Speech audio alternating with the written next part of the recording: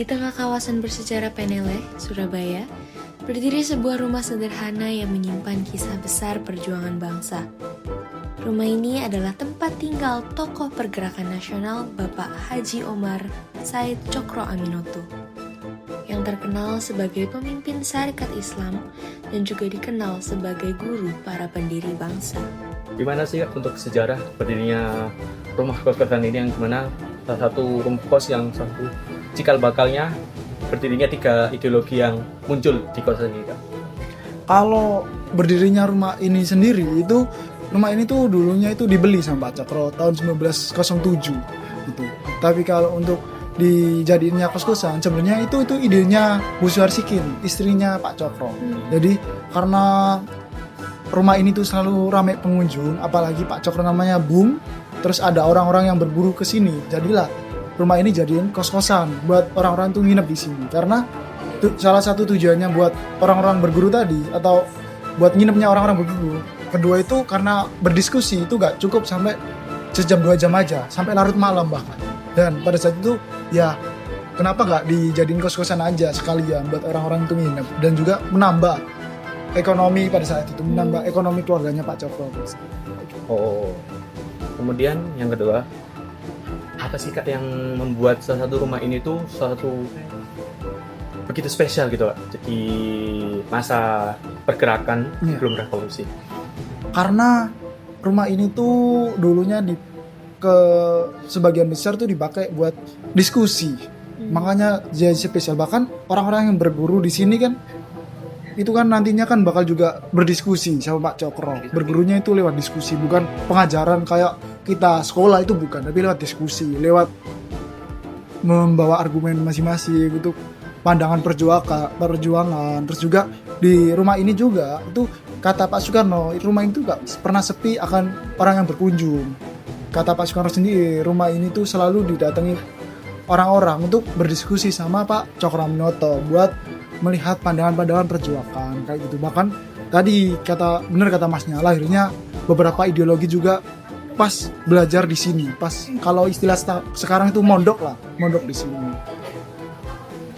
Kemudian yang ketiga, siapa saja sih, Kak, tokoh-tokoh revolusi sebelum pergerakan, bahkan setelah pergerakan sendiri, yang pernah berkos di sini atau berdiskusi di sini ataupun berkos di ini istilahnya? Aku ini aja ya yang pernah singgah di sini biar lebih luas cangkupannya. Itu yang pertama pasti siapa yang nggak kenal presiden pertama kita, Pak Soekarno. Itu dulu ngekos di sini, cuma bukan berguru sama Pak Cokro, tapi sekolah di ABS. Tapi karena Pak Soekarno ngekos di sini, Pak Soekarno itu jadi sering lah mendengar diskusi-diskusinya Pak Cokro, hingga pemikiran-pemikiran politik beliau pun terbentuk. Jadilah tadi nasionalisme. Dan itu terus kedua juga ada namanya Tan Malaka. Tan Malaka juga pernah singgah di sini, pernah diskusi di sini sama Pak Cokro. Dan nantinya bakal menjadi pejuang revolusioner. Terus Pak Ahmad Dahlan, salah satu pendiri Muhammadiyah, itu juga pernah singgah di sini. Pas waktu itu dia singgah di Surabaya, dia sekalian diskusi di sini. Sebenarnya banyak banget beberapa muridnya Pak Cokro Aminoto yang tadi berjuang dalam peranan revolusioner. Tapi ada juga yang berjuang nantinya bakal ada pemberontakan di dalamnya. Contoh nyatanya kayak di Musuh sama Alimin yang awalnya berjuang, tapi pas Indonesia udah merdeka, beliau atau mereka udah mau mendirikan negara Uni Soviet di Madiun tahun 48 kayak gitu. Berarti semuanya itu singgah di tempat lantai Bu? Kalau sebenarnya di belakang itu ada kamar lagi. Gitu. Lebih luas. Nggak hanya di atas saja. Jadi tidak mencakup ini saja ya berarti? Cuman mungkin yang dijadikan museum itu cuma di daerah. Iya, karena yang di belakang tuh udah dibangun SD. Oh.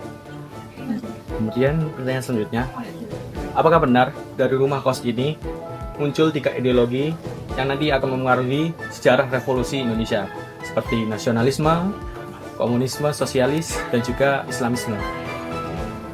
Itu benar, karena kalau itu disingkat itu menjadi Nasakom, nasionalis, agamis, sama komunis. Nasionalis tuh bisa kita lihat dari pemikiran-pemikiran politiknya Pak Soekarno, pemikiran perjuangannya Pak Soekarno itu nasionalis. Sedangkan untuk agamis itu Pak Kartosuwiryo. Pak Kartosuwiryo itu agamis yang radikal karena terbukti dari pergerakan DITI, Darul Tentara Islam yang kecewa atas perjanjian Renville yang itu markasnya di Jawa Barat. Terus untuk komunis itu bisa dilihat dari Musso, yang mana Musso itu memberontak mau mendirikan negara Uni Soviet gitu. Itu benar. Dan 3 orang itu di sini tuh bukan hanya singgah atau diskusi, tapi ngekos di sini. Berarti kita Alimin, Musso, Soekarno dan Kartosuwiryo pernah ngekos di sini, Iya. berdialog sama untuk bagaimana untuk sejarah Republik ini. Iya, betul. Baik, untuk pertanyaan kelima, apa yang membuat Pos Cokroaminoto juluki Sang Raja Tanpa Mahkota? Itu julukan Pak Cokro yang didapat sama Belanda. Karena Belanda itu melihat Pak Cokro itu Sang Raja Tanpa Mahkota itu alasannya karena Pak Cokro itu bisa menggait banyak massa pada waktu itu, dan pada waktu itu tentu saja belum ada gadget atau sebagainya, dan Pak Cokro menggait massa itu lewat narasi-narasi beliau, lewat orasi-orasi beliau, dan itu yang membuat Pak Cokro itu sangat berkarisma. Bahkan Serikat Islam itu sampai menyentuh 2 juta sekian massa pada waktu itu anggota aktifnya, dan itu membuat Belanda itu kagum lah sama Pak Cokro. Orang yang tidak punya, orang yang udah menjadi orang biasa-biasa aja itu masih bisa mengumpulkan massa sebanyak itu. Haji Omar Said Cokroaminoto lahir di Ponorogo pada tanggal 16 Agustus 1882. Beliau dikenal sebagai salah satu pelopor kebangkitan nasional yang berjuang melalui jalur organisasi, pendidikan, serta dakwah sosial. Pada awal abad ke-20, beliau menetap di Surabaya dan memimpin Sarekat Islam, sebuah organisasi massa pertama di Indonesia yang menumbuhkan kesadaran politik rakyat pribumi terhadap penjajahan. Rumah yang terletak di Jalan Peneleh Gang 7 nomor 29 ini ternyata menjadi saksi bisu perjalanan hidup dan perjuangan beliau dalam membina generasi muda penerus bangsa. Melalui rumah inilah Cokroaminoto membuka pintunya bagi para pelajar dan juga aktivis muda dari berbagai daerah. Di antara mereka terdapat nama-nama besar seperti yang kelak memainkan peran penting dalam sejarah Indonesia, yaitu Bapak Insinyur Soekarno, Presiden pertama Indonesia.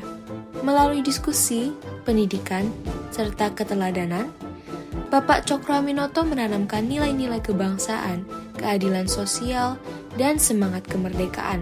Pemikiran-pemikiran yang lahir dari rumah ini kemudian menjadi pondasi bagi perjuangan bangsa menuju Indonesia merdeka.